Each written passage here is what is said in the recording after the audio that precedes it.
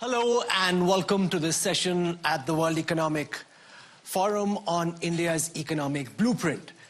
It is a matter of conversation in the corridors of WEF that India is the next big economic star.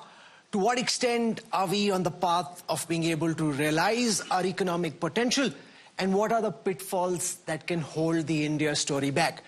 To talk about India's current and emerging economic blueprint, I want to introduce our speakers for this conversation, starting with Minister Ashwini Vaishnaw, one of the bright stars in the Modi government, Minister for Information Technology, Information and Broadcasting. So thank you very much for joining us. We have Shobna Khamenini from Apollo, and I have Sanjeev Bajaj from Bajaj Finserv.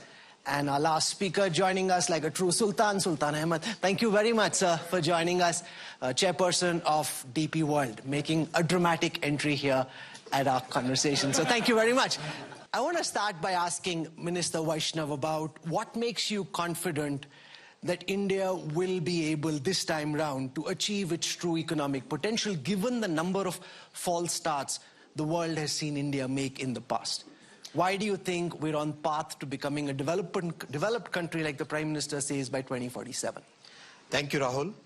I would like to say that India has a very well thought through economic strategy at this point of time for the last many years now. The strategy is based on 4 pillars. Pillar number 1 is public investment in social, physical and digital infrastructure. Pillar number 2 is a lot of focus on technology, manufacturing and innovation. Pillar number 3 is inclusive growth. We have a very diverse society, inclusive growth. Pillar number 4 is simplification. I'll take a couple of minutes, Rahul, if you permit, to explain these 4 pillars. When we look at public investment, in the budget of 21, we started with about $40 billion US, then we ramped it up to 60, 80, 100, and this year's budget, the current financial year that we are running, is $125 billion US. This is going into physical, digital and social infrastructure. Physical as in the highways, the railways, the transmission lines, the ports, the airports. You must have seen the numbers. Last year we constructed 5,300 kilometers of new railway lines. To give you a context, the network of Switzerland is 5,000 kilometers. In 10 years, we have electrified 45,000 kilometers of railway lines. Again, to give you a context, the network of Germany is about 35,000 kilometers. So that's the pace at which we are. We have doubled the number of airports. We have doubled the capacity of our ports. In case of digital infrastructure, if you look at the way 5G was rolled out, 450,000 towers are today radiating 5G signals in the country. About 6.5 million kilometers of optical fiber cable has been taken to the last point, last village in the country. So a lot of emphasis on digital infrastructure, and we created a complete digital architecture where people can solve population scale problems using the artifacts which are available, which have been funded by the government. Social infrastructure, number of universities opened in the last 10 years, 370. It's practically every week one new university is being opened, right? So huge focus on building new hospitals, building new schools, building new universities.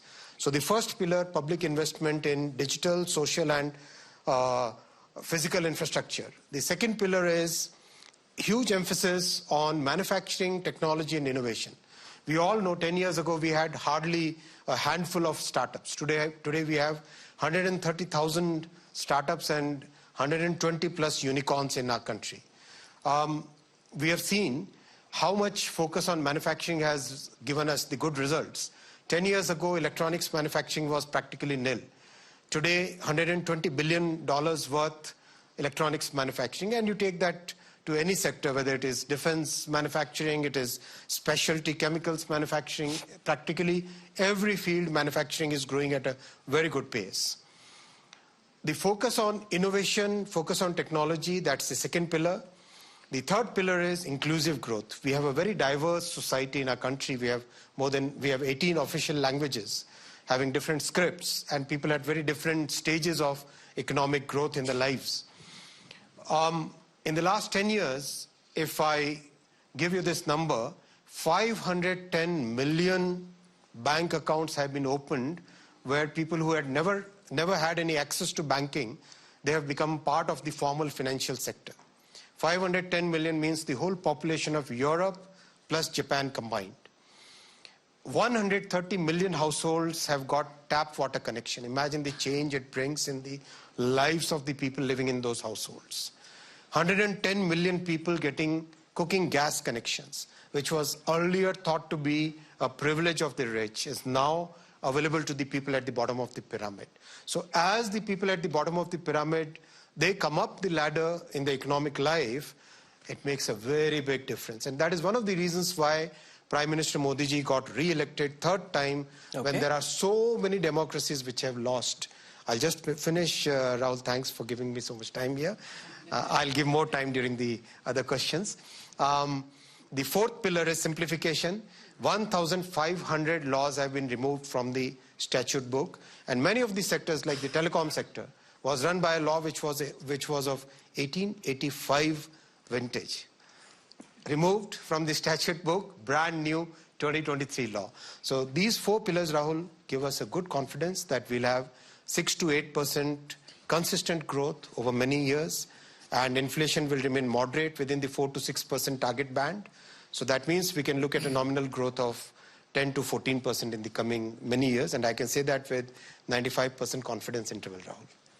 Sultan Ahmad bin Suleiman, if one were to listen to ministers in the Indian government, it would seem that India is undisputedly going to achieve its economic potential and the world will be a G3, the US, China and India. Looked at from your lens in the UAE, when you look at the India story, what, sir, do you think are the things you think seem to be falling into place nicely, and what is it that concerns you? Thank you very much, first of all, Your Excellency, and ladies and gentlemen. I am very honored to participate with you. What we invested in India is a reflection of how important India. For me, today, one of the most important markets is India, the growth. I mean, when you look at China and India, they have the same population. China trades 100 million containers, India trades maybe 15. So the chance for growth is bigger for India, and India is close to the market. Today, they predicted that India will become the third largest economy, passing Germany. So in our business, we're looking at how to connect India to India to make sure the manufacturers are able to sell their product and take it on time. And what His Excellency mentioned is the speed on the roads that they have been building, on the rails. We never seen this in India. And the Prime Minister Modi's initiative, Made in India, to the world, is really working. And many people have slogans, but India delivers. Our aim, how to connect India to Africa, how to connect India to Europe. You know, there is an initiative between UAE, United States, and India to connect cargo from UAE into Europe. The CEPA agreement we had with India, one of the fastest, actually, agreement done with India, and we really thank India for that. And today, that have tripled the trade between India and UAE.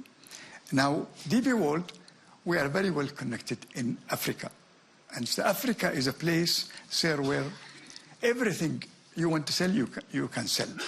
1.4 billion people, they will be in the next maybe 10 years.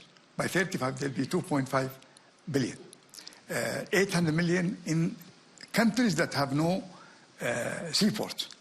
We are today the largest logistic company. We are in almost 48 African countries with last mile services. We deliver, we have cars, we distribute products. So we can increase the business. One of the companies, I will mention the name, is an Indian company manufacturing something in Nigeria. And we spoke to them, and they had a problem logistically. In the first month, their revenue and profit both increased by more than 40%. Because we took the product from where they bring it and used our network. In Nigeria alone, we have 250,000 point of sales. Imagine. Whole Africa, we have another probably 250 again. So our knowledge overseas, internationally, we are mobilizing it to connect with India. And we are really pleased. Every time we attend a vibrant Gujarat or any initiative, you see ministers who are not telling you what they're going to do. They're telling you what they've done, what they achieved. And I'm very impressed with Your Excellency. Every time I meet with him, he's one of the only people I see in my life where you ask a question about something and he will give you an answer now. Go ahead, do it. In other places, they'll tell you, let me study, and when you call them again, they forget about it. But everybody is driven. There is passion in India. Thank you. And we are very proud of that. Sanjeev Bajaj, the government vision was laid out by the minister, but how bullish is India Inc. About being able to achieve India's true economic potential? When the Prime Minister speaks of turning India into a developed country by 2047, do you think of that as a political slogan, or do you believe it to be economically achievable? And are we on that path in your view? No, so every country needs to have an aspiration. And I think we have to set large but realistic aspirations for ourselves, and I believe this is one. But let me talk about what I think is working and some of the things that I think are not working. What's working is that we have a government that's not only supportive of economic growth, but is a driver of it. Look at the change in physical and digital infrastructure last 10, 12 years. Look at policies, the PLI policy. Business asked for it. Government delivered on that, and many others. So that's one big positive. Second, look at the growth and the confidence of the private sector. Whether you're a large business group, whether you're a startup, India is today a world leader in so many different sectors. Even look at startups. Today, we are world leaders in a bunch of not only digital services, but like in drone manufacturing. We have startups that are producing drones not only, as you know, for the Indian defense, but for some of our friendly countries around the world as well. So that's again working, private sector with the government. What can be better? One, see, we are growing at 6.5%. Can't take it for granted, but I think a 6.5% growth for India, unless things go terribly wrong overseas, and they could in the West, but is reasonably expected. But that's not enough for us to manage 1.5 billion people's aspirations. We have to grow at 7.5%, 8%. This delta of 100, 150 basis points is not in our DNA. So we have to build additional tailwinds, drivers for this 100, 150 basis points. And this will come, see, some simple ideas over there. Our PLI schemes, electronics, auto, and a bunch of industries working well. But simple things, why can't we connect our free trade agreements, align them with the sectors where the PLI schemes are there, and our custom duty structure? Bring these together, it will significantly improve the ease of doing business because they all get aligned. Today, if we look at the brilliant way in which the GST Council works in India, center and states, and there are differing priorities at times, but they sit together, they decide. Sometimes we have a state minister over here, so sometimes if things don't work, things get postponed, but then eventually they implement.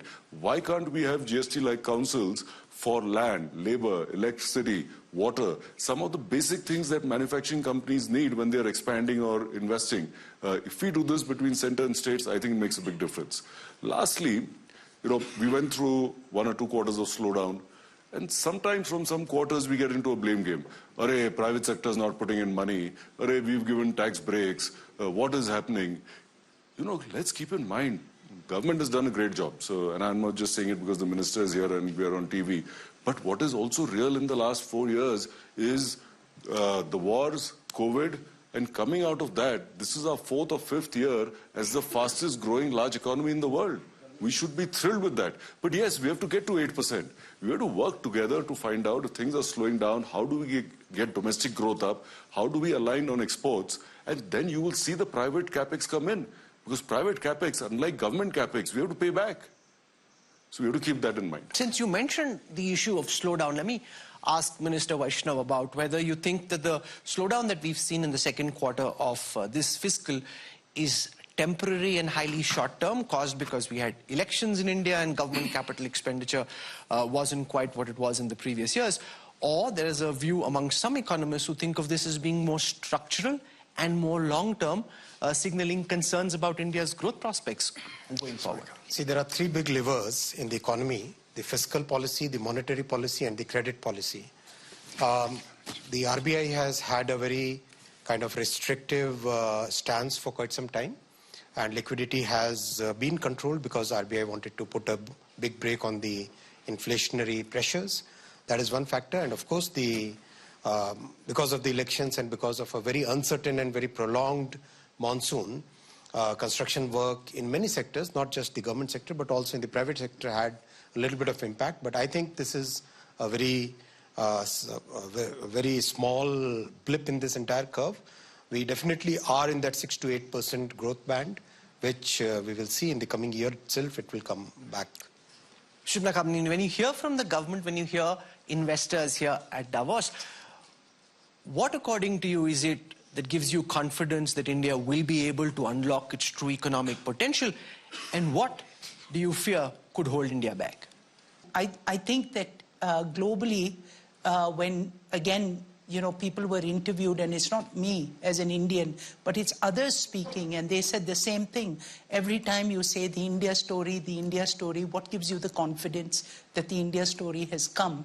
And I think a couple of things why I think it's come is that we're in a really tough situation around the world, that there's so much uncertainty. So just think, since David Beckham got the Crystal Award, so you're in a playoff. There's no other leader that can bend it like Beckham, like Modi ji with this. So I think that, we're betting really on the fact that we have a great player who's leading this team. And that's serious. It's been there for 15 years. And I love the fact that the government is thinking like an owner, that they don't think about quarter by quarter, except when you're trying to push private sector. But, in this thing, but you're thinking long term, what can India be? And I think this what can India be is what excites everybody. So one factor, let me give you just a couple.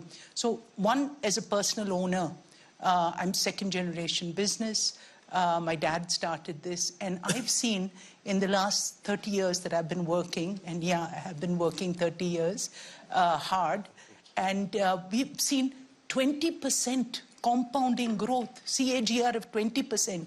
And the nice thing is that I know that when my kids take over, they're looking at a country and an economy that will be the same growth. Now tell me where you'll find that.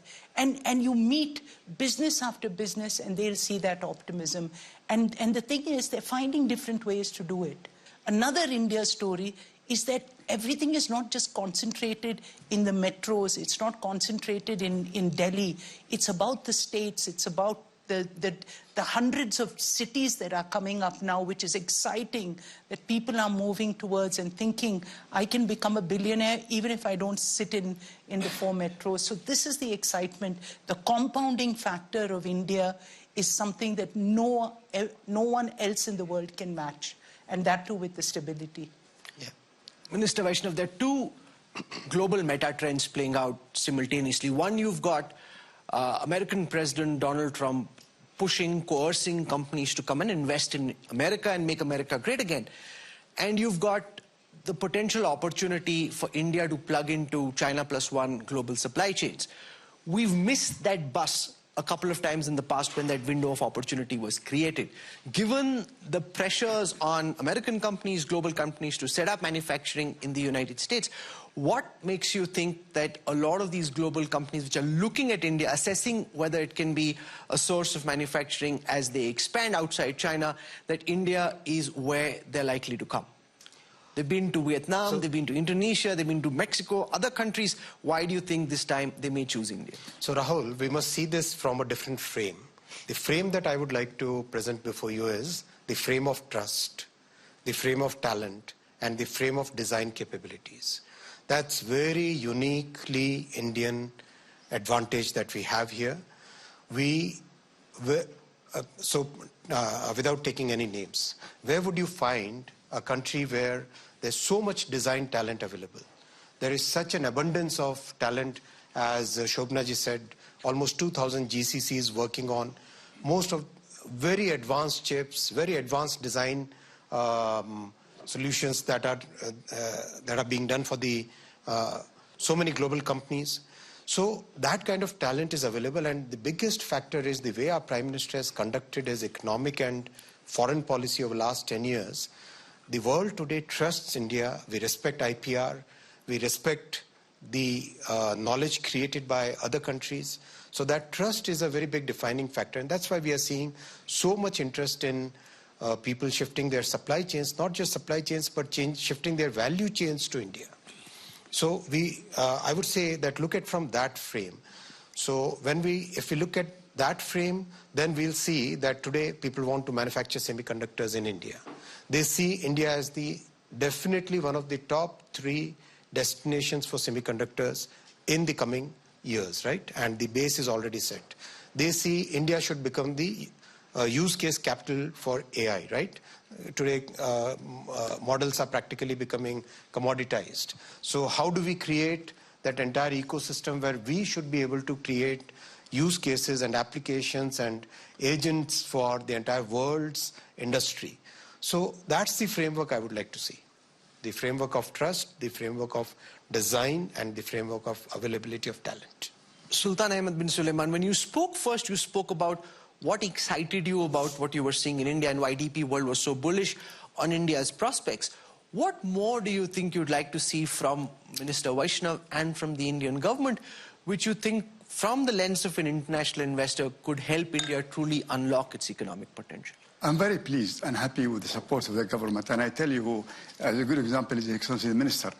In one day I meet him and a lot of things are resolved. This is the policy in India.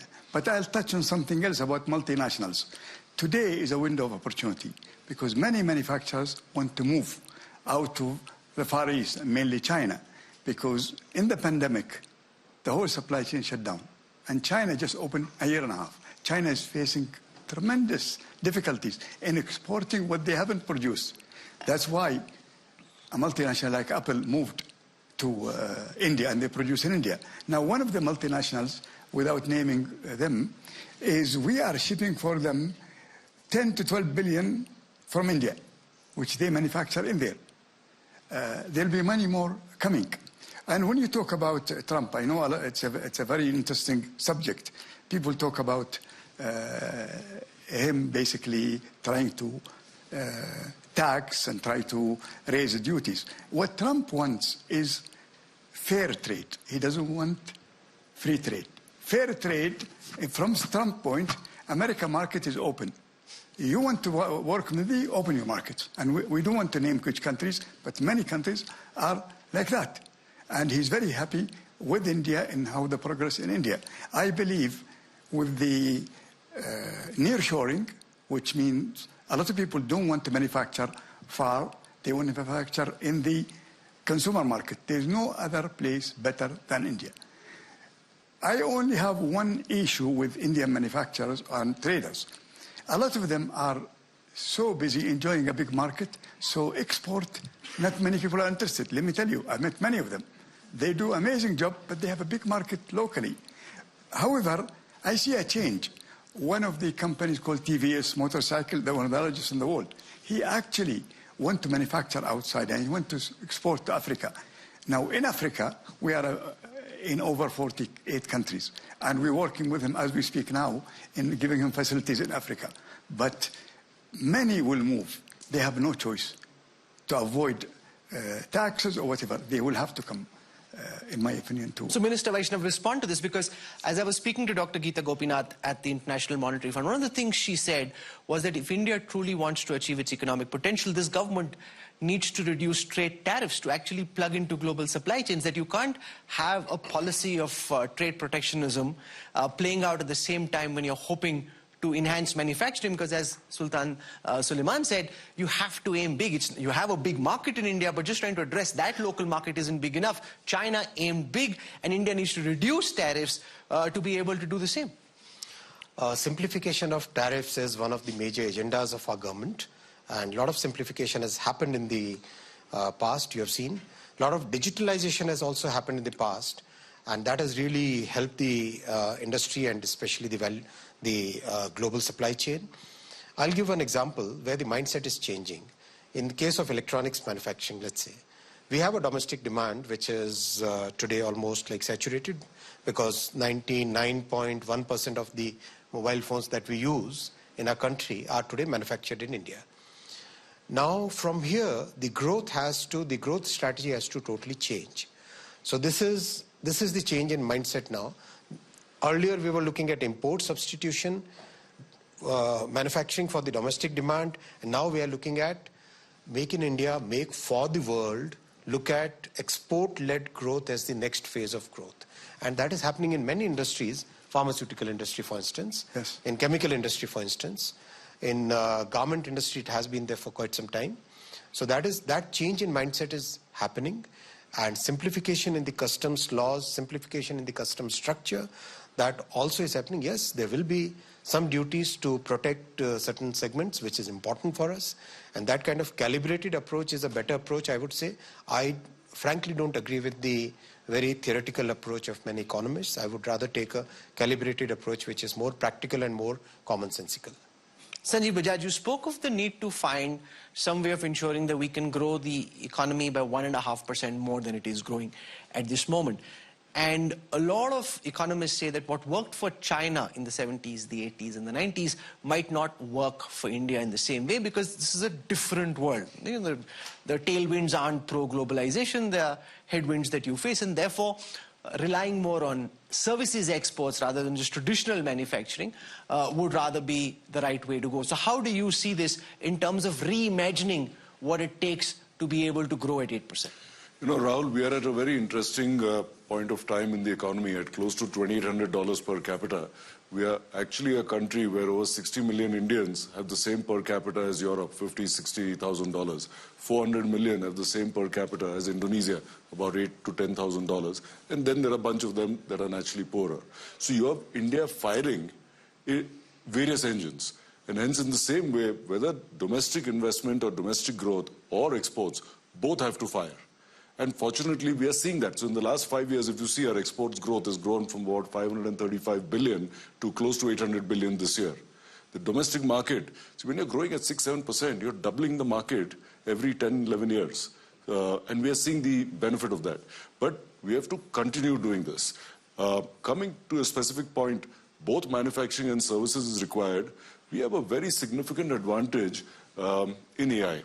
And while it's still early days of AI, some of the experimentation we've done in our own companies shows that growth could be, or productivity could be enhanced 20-25% over there. And people get worried, is AI going to take away jobs? The more boring, repetitive jobs will go away. But AI will significantly support the human in the next level of jobs. And you know, our demographic dividend, young country, speaking English, many of them having a STEP background, really can get job ready. And that's why we have to focus on the right skills to use AI as we learn, as AI also evolves in the coming years. But we can't wait 5 years. We have to focus on that now. Because if we get them ready, they are a huge talent. As we talked about the GCC businesses in India, we can explode on services, both for domestic and for exports, using this. And this is one example. There are many others such. Shubhna Kamineni, because we've got two sets of Indias. One at the very creamy layer, the super bright, sharp, highly educated, technologically savvy youngsters who run many of Silicon Valley's top companies, are playing an important role in India and the United States and elsewhere in the global economy. And then you've got a big bulge of people emerging out of different educational institutions who don't have the same skill set required to be able to thrive in an AI world. Sanjeev Bajaj says you have to do it now. Are we doing enough to be able to ensure that that young generation has the skills required to plug India into the global economy? Or do you think that that could become a big bunch of people who are discontented because the world is changing? You have people at the top who are growing and they feel that they're being left behind. The truth is, I think obviously we're not doing enough. And if you look at it, by 2030, India will have 1 billion employable people. That's 1 billion people who can be employed for the workforce. And it's everybody's problem. So, you know, while I think that the ability, and I want to leave you with another fact. I just heard from this thing, Mark Benioff. He said, this will be the last age, we'll be the last CEOs in history to have just had employees who are human. So there is going to change, that not only will there be 1 billion employable Indians, but there will be another maybe 10 billion agents who are employable also into this workforce. So now that's what we have to see, what will move the needle. And I think that whatever that we need to do in India to create that social satisfaction is a big one, in which will all consumers. Nobody has immediate answers, but I think what's important is that the government recognizes that this is a figure, and this is the time. I agree with Sanjeev that this is the time. It's already late. We need to be able to bring those changes, and the hope is that we have the opportunity to be engaged in global supply chains.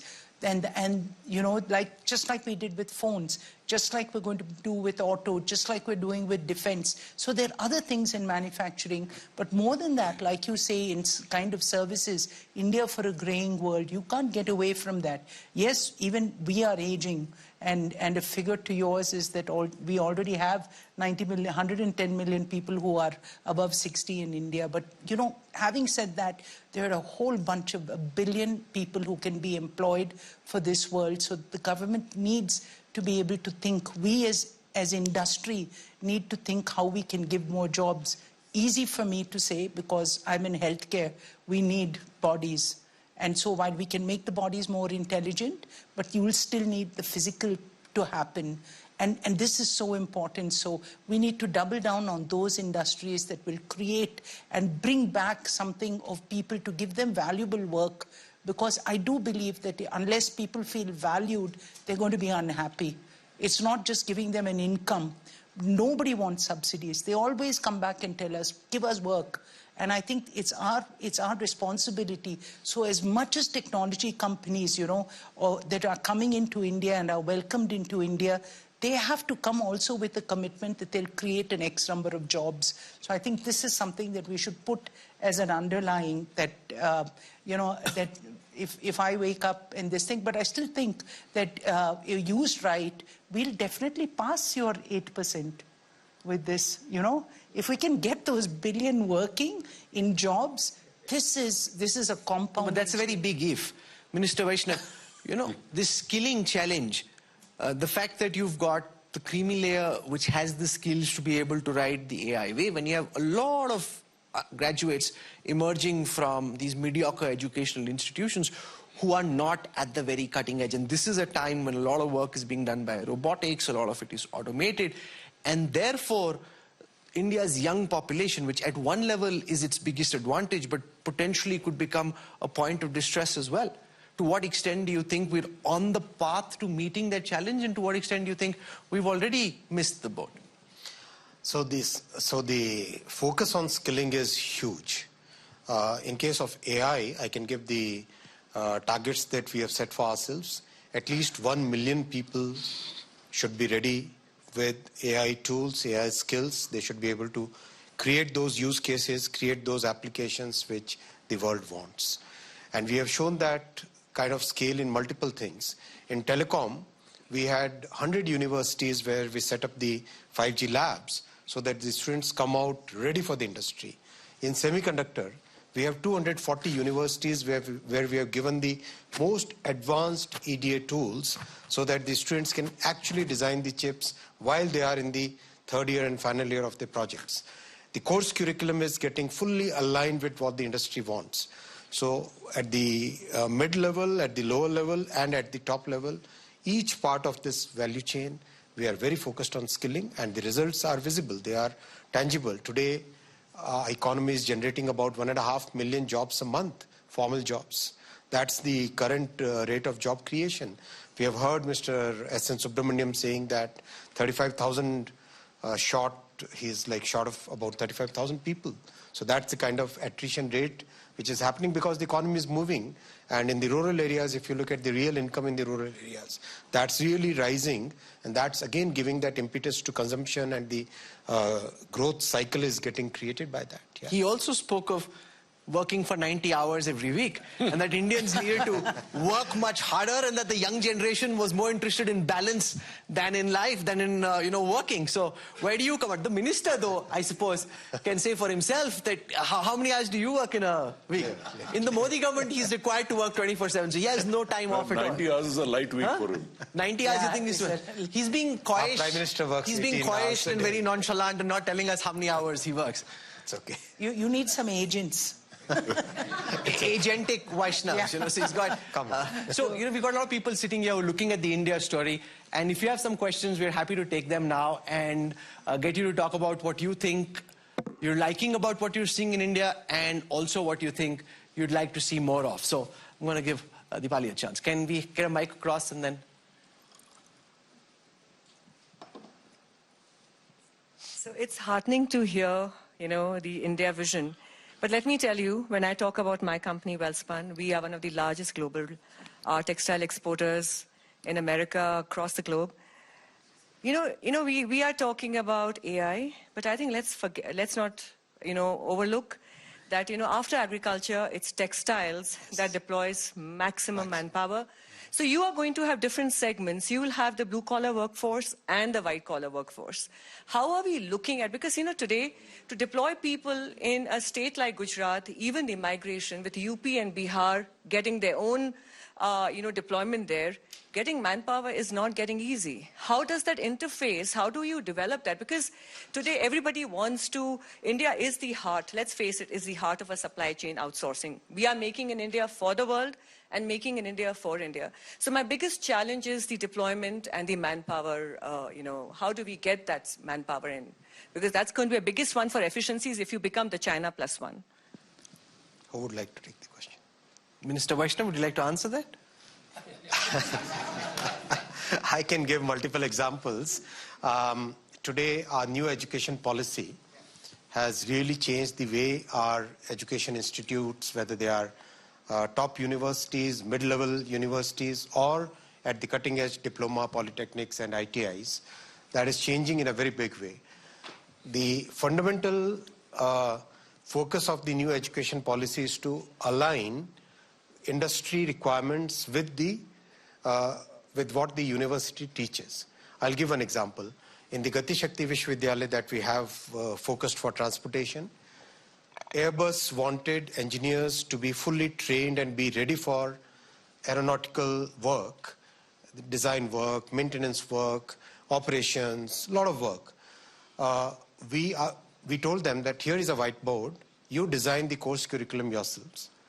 They actually didn't believe initially, but once they got the course curriculum done and we didn't change a comma or a full stop, today they have decided to kind of train and of course hire for the global workforce 15,000 aeronautical engineers, which will be from the Gati Shakti Vishwavidyalaya, right? There are multiple such examples, and I'll be very happy to engage with you for your specific needs. We can actually earmark a university, we can actually earmark an institution, and you decide the course curriculum. We'll make sure that the students who get ready for you, so that your talent needs can be met, and I give that as an open offer to everybody in this way. Definitely. Yeah. Sultan Suleiman, one of the government's big ideas is to work on the India, Middle East, Europe economic corridor, the traditional trading route. Of course, after it was announced, there was a war in the Middle East which kind of pushed that back. What level of confidence do you have at this moment that the corridor, the multimodal corridor, is falling into place in the way that you'd like? And what would you like, not just the Indian government, but governments in West Asia and in Europe to do to be able to expedite that process, which can become then potentially a critical trading route? I understand. The idea is from India to UAE by rail, and then again by rail from UAE to the Gulf and everywhere. My question, how long that will take? We did our own rail in 2004. We just finished it. So you want to tell me we're going to connect everybody? We have to work with what we have. So today, we are taking cargo from India to Bandar Abbas. From Bandar Abbas, we take it to Uzbekistan, to Warsaw, within about 10 days. So we are creating routes for Indian cargo to reach Europe.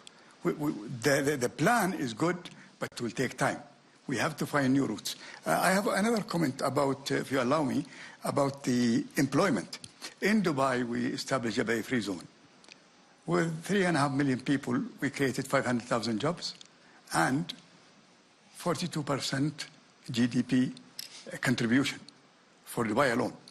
Imagine with a country like India, that will be big. A lot of people want to move. So when I hear about projects in India, building port after ports, in my opinion, port will not get you employment. Manufacturing will. Yes. And we learned something in Jebel Ali. The only time we were able to make the port work is when we produce a lot of product in it. So that experiment, or port-centric, meaning a port and industry, and we do this everywhere. In Ecuador, we have an industry. In India today, we have a new port in Gujarat, Tunatakra. We are building the port and acquiring land. We actually bought so many lands in India today. And many of these industries want to come to a kind of a free zone, because free zone gives people a confidence that the law doesn't change. Now, all these people will do no-reshoring. They will create jobs, no doubt about it. And we've seen it, how it worked with us. And with us, when we build, we either build a port, a new port, near a city that doesn't have a port. But if there is a city that has a port, then I build an industrial park, because it is no sense to have more capacity. But I will re-emphasize more free zones, more industrial park connected with the port. That's what will be ready for people. And India also, you know, there are not enough lands.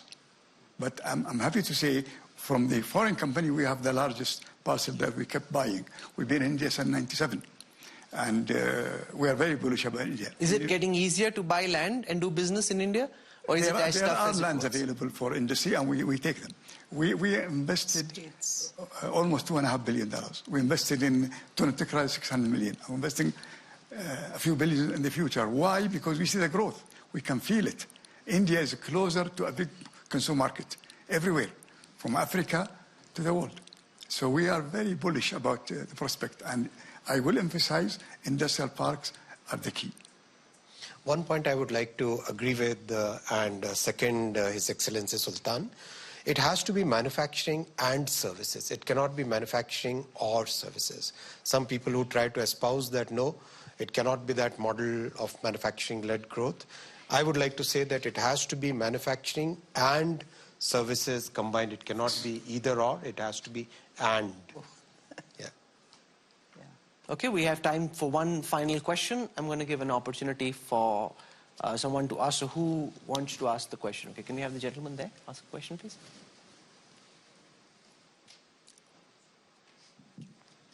So I'm Simran Preet. I run a non-profit in India.